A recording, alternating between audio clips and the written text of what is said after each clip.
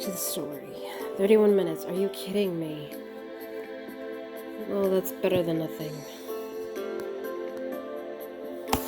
If this would load. Yes, use the store tickets. The 5.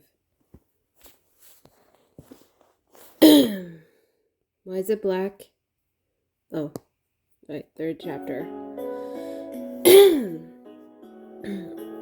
My voice is very hoarse, so I have to kind of fix it a little. And here we are. It was well past dark when Nobuyoshi finished his crash course on throwing stars. Grab my hand, Kairi. These forest paths are dangerous at night. He took my hand and began leading me through the darkness. Wait, it's my job to be protecting you from danger, Nobuyoshi. Is it really that important? I'm used to wandering around the woods at night. I appreciate your concern, but I insist you allow me to perform my duty. You take your duties seriously, don't you? Okay, I give in. Please take the lead. He finally consented, and the two of us traded places on the path. As I walked through the darkness holding his large hand, I was suddenly reminded of training with my brother. I used to lead him out of the hills afterwards too, didn't I? I insisted on it because he was determined to become village chief, and I was his body double. It embarrassed him, but he was kind enough to let me do it anyway. This really brings back memories. I hadn't meant to say it out loud, but Nobuyoshi heard my remark and replied, "What kind of memories?" Memories of my older brother. I used to lead him out of the hills at night just like this.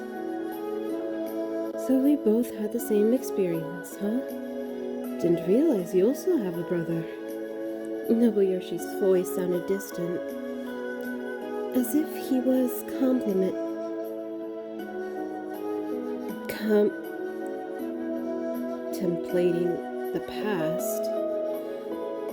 I remember my brother holding my hand in the darkness once, after we got separated from our retainer. He reassured me everything would be all right and that we'd spot the castle in no time, since it was so huge.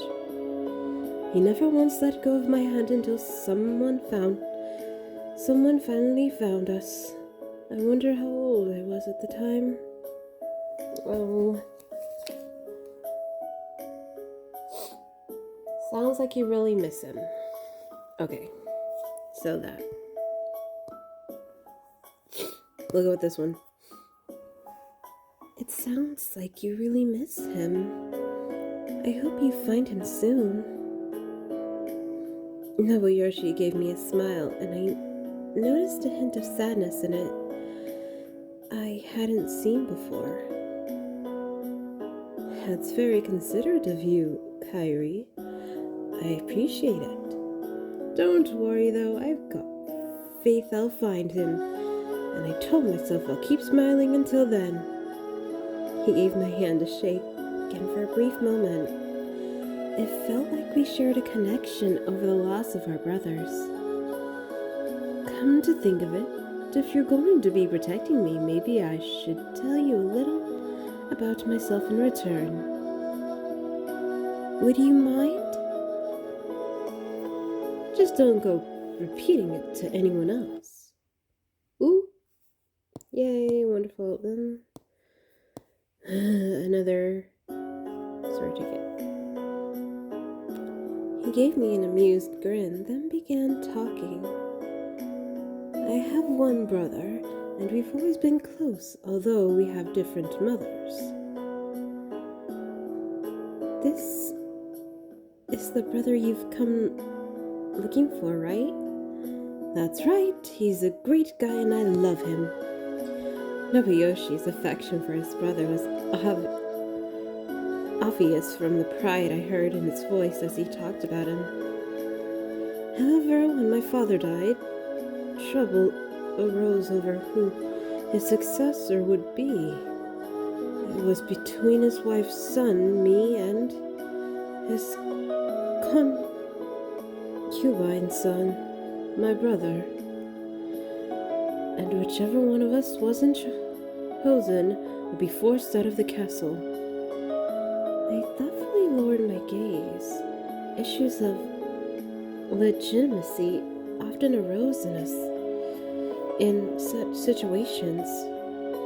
Misfortune would follow for the one not chosen, and a split among the retainers might even occur. For this reason, they were cast off from the family.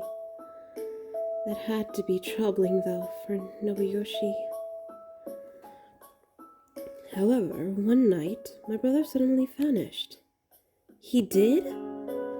As I reacted in surprise, Nobuyoshi gazed up at the night sky. At that point, I was forced to succeed and no longer had to worry about being chased away. But I haven't forgotten my brother and what he did for me by leaving. I've been looking for him ever since. Recently, a retainer of mine returned from Nagasaki with news that he might have seen my brother. That's why I'm here. I see. Before I could think of something else to add, Nobuyoshi gave my hand another shake. Don't forget, this is my brother we're talking about. There's no need for you to take it so seriously. But, to be honest, I just can't forget. A look of sadness came over him.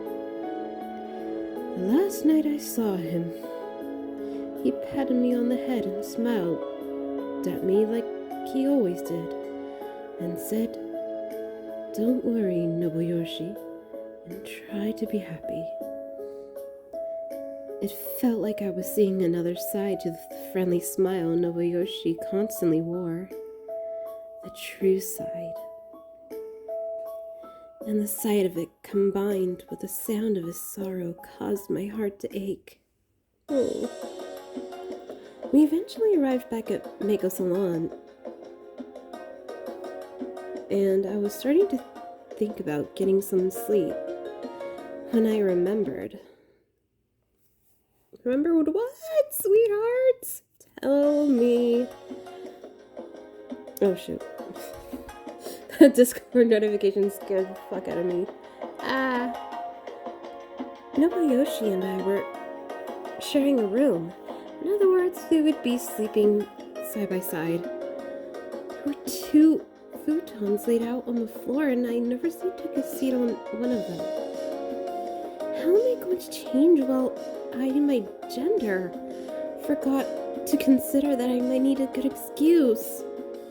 Nobuyoshi spent a while relaxing on top of his futon, and even jumped up and down on it a few times. This futon may be even better than the one back in my castle. Say, Kairi. Yes? What is it? You said you were chief of your village before coming here, but shouldn't that duty have gone to your older brother? His keen precaution caused my heart to leap. How am I going to explain this? I can't forget Nobuyoshi did open up to me about his own past. Ooh, sweetheart, I don't know.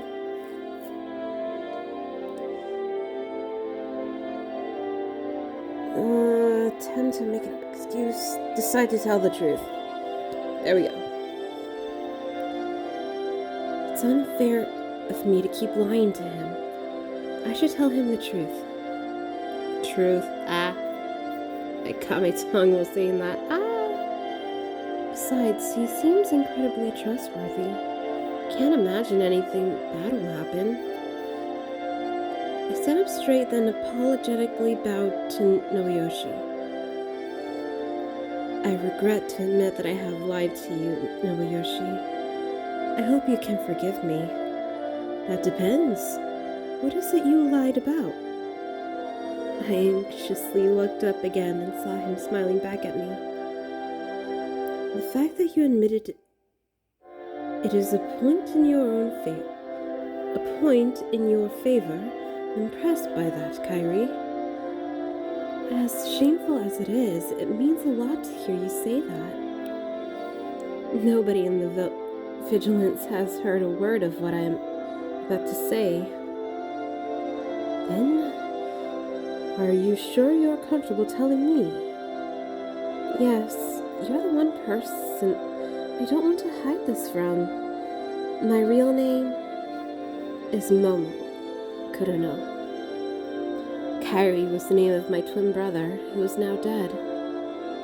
Wow, you mean to tell me you've been pretending to be a man this whole time?